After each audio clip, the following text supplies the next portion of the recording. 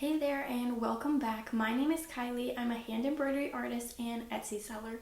I've been on Etsy for the past 4 years, but it wasn't until the last 2 that I began to take things a bit more seriously.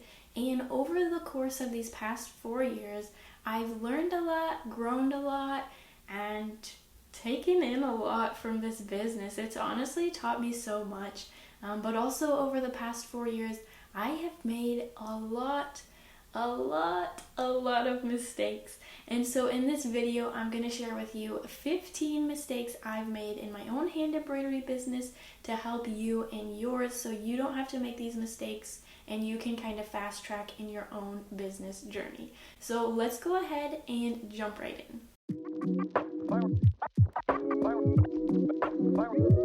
I'm going to kind of share 4 different categories of mistakes I've made, and those categories are in mistakes I've made in my products, in my Etsy shop, in my branding, and in my shipping. So let's go ahead, let's just talk about all these mistakes. So I'm first going to start with products, and I'm hesitant to share this mistake I made because I don't want to discourage you from starting or slow you down, but also my first mistake I made was simply just I was not ready to start, and the next few mistakes will kind of explain why. So the second mistake I made was whenever I first started, I made some kits, and I'm not sure why I started with kits rather than patterns, but I did. And in my kits, I did not include stitch guides, so there were no instructions on how to make the stitches, which I think you can do, but also for me, I didn't quite feel right selling something that didn't have all the instructions. Basically, I made it so, I didn't say it like this, but it's there's a bajillion other YouTube tutorials on how to make stitches, look up those videos, which I think you can do, but I just don't feel like it was professional. But it ended up being okay because nobody bought the product, so nobody had to see that. Whatever. The third mistake I made was I made too many kits. When I started selling these, I had no idea what to expect. I think I was expecting great things. I made 10 kits, prepped them, had all the materials in the inventory, listed them on Etsy, had them up there for quite a few months, and you betcha, zero. I had 0 sales from that, but again, it ended up great because I did not feel confident, and I'm glad that none of them sold, but also Kylie at that time was very disappointed and sad, but it comes full circle. The fourth mistake I made was also with these kits. I printed nice cardstock instructions, and then later on I also printed on normal printer paper at Staples, but printing and paper, that combo is just quite expensive.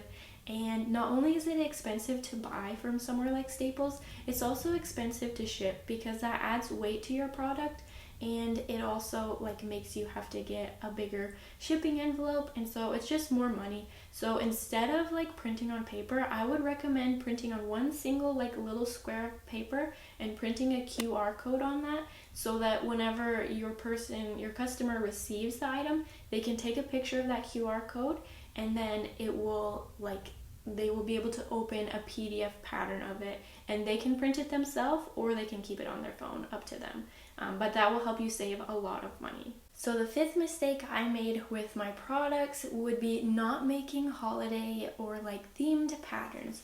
So whenever I was making patterns, I was just making random houseplants and stuff and throwing it on Etsy. But in reality, I probably should have started with holiday themed patterns like Christmas, Mother's Day, Halloween, Thanksgiving, Valentine's Day. This is when people are shopping for gifts and shopping for things to buy their loved ones. So why not try and enter the market there instead of just making random stuff.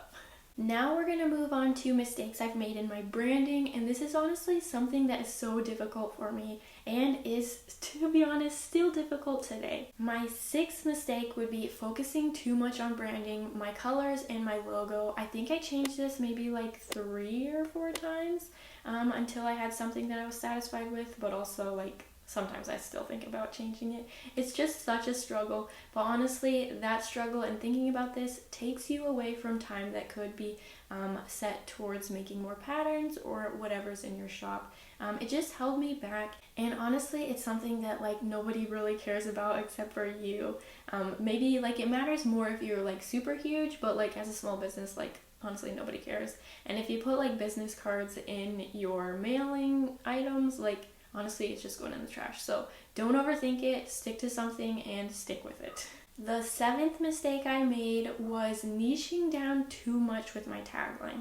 So whenever I started, I was St. Roger Street hand-stitched home portraits. And I loved that because I kind of tried to do like hand-stitched home goods, but like home portraits. Like I thought it was clever, but I felt like I trapped myself into home portraits and I couldn't do anything else outside of that.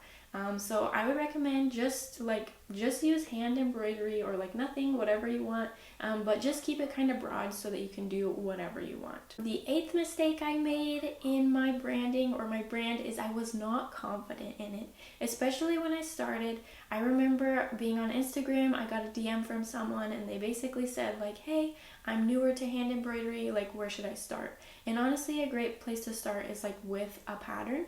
I had patterns in my shop, but I actually recommended her to like other people's patterns, and it's like, what was I thinking? But also I wasn't confident, and I think that also is just something that kind of takes time to learn and grow in, and also grow more confident in your products.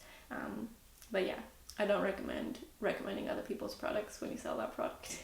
It doesn't quite make sense. Okay, so now we're going to move on to mistakes I've made in Etsy. And the first mistake I made in Etsy, or rather the 9th mistake in this video, would be that I did not optimize my shop and I didn't know what the heck Etsy SEO was, so therefore I wasn't doing it.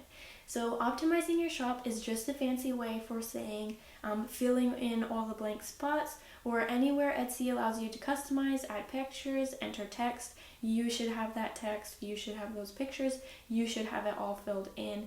Etsy wants to see that it is full and complete and your shop looks like well organized and complete. And then also Etsy SEO, there's like a bajillion videos on that. Sometimes I think those videos make it seem overcomplicated or like way harder than it is. I think it's actually quite simple. So if you want a video from me, you can comment below and ask for that. But also for now, there's a bajillion other resources, so feel free to dive in those yourself. And I'm doing what I said not to do, but this is not a product, so we good. The 10th mistake I made was that I was not active on Etsy. So whenever I would list a new item, I would go like a month or 2 months without ever like touching my shop again. And I've personally noticed in my shop, and my sister has said this as well, whenever she's active in there, whenever she's tweaking products, adding products, messaging customers, like you get more sales.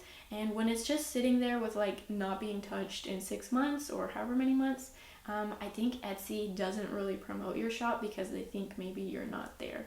So I would recommend being active, adding listings, making it seem like you're there because you should be there, tending to your customers. And yeah, if you want to get customers, I guess you got to show up in your shop. It makes sense. The 11th mistake I made in Etsy was not including words in my photos. So I would have like 8 pictures in the row and they would just be different angles of the same product, but a better way to utilize those photos would be to add words to them, and basically whatever's important in your description below, put it in your pictures, because honestly, people are like not reading the description as much these days. They just want it simple and easy, so add it to the pictures they can slide through. Whatever's important, add it to there. Whatever they need to know, add it to there. And anyways, that helps can clear up any confusion and just make it easier for them to buy and add it to their cart. The 12th mistake I made on Etsy was not including like instructions on how to download a digital product. So this is for my PDF patterns. Oftentimes I would get questions of like, hey Kylie, I just purchased this, but I don't know how to find it or download it. Can you tell me? And so I would have to type a message out and explain this like a bunch of different times, when in reality I should have just like added instructions to the photo listing, kind of like that last mistake I made. Put the words in there, put the instructions, and then they don't have to ask you anymore. It's clear and it's up front. And even if they do still miss that and need help, you can just send the photo of that rather than typing it all out again. So good tip. The 13th mistake I made in my Etsy shop was being closed-minded. So in the beginning, I would get a couple of questions in my messages of like, Kylie, would you be willing to commission this? Or Kylie, do you have something like this in the shop? Or would you be willing to tweak this to make it like this? And honestly, like my answers to those questions would somehow along the lines of be like, no, sorry, I don't have that. Sorry, I can't do that. But now I absolutely love it when customers ask me questions, because that's a great opportunity to potentially say yes to if it's right, but also like if one person's asking for this item, somebody else probably wants it too, and it just like it gives you really great ideas or products or patterns to add to your shop through whatever people are asking from you. So definitely listen to your customers and see what you can do. Obviously, don't like bend backwards to do something if it's not right for you or for your business, but if it is, like keep your ears open. And now I'm going to be sharing the last category, which is mistakes I've made in shipping. And honestly, I do not even want to talk about this one because I have made so many mistakes. Like I know in this video I'm talking about 15 mistakes, but I've probably made this mistake 15 times in my shipping, and that is not figuring out shipping costs before actually shipping an item. I actually made this mistake last month. There was a commission that I was excited to do. The woman ended up living in Australia, and I was like, wow, I've never shipped there before, but let's give it a go. And I gave it a go before actually like going to the post office or researching how much shipping is to ship from Canada to Australia, and let me tell you, it is not cheap. Okay, so basically with this order, I just gave her my quote for the United States, which is $17 to do tracked shipping, which is quite expensive in itself, but oh my. Shipping to Australia, tracked shipping, $40. Crazy expensive. I totally should have looked this up beforehand, but I didn't, and now I have like learned my lesson after that one because that was like over the top expensive. I think I made a profit of like $5 on that hoop, but it's okay because I learned from that, and now I'm sharing it with you, and you can learn from that as well. Always know and check your shipping before you sell an item. And lastly, when it comes to shipping, whenever I would ship at first, I would always go to the post office and buy the mailers there and ship out. But it's been a lot better for me to just buy in bulk. Next time I would get like ones that are compostable or like recyclable, something more earth-friendly, eco-friendly. But that's what I got starting out, and they last forever. And it's also like it's cheaper and it's less annoying because I don't have to go to the post office and carry the person's address with me and hold up the post office line by writing it there. I can actually pull out one of these mailers and write it here on my desk and just go, and it's a lot smoother and quicker sailing at the post office.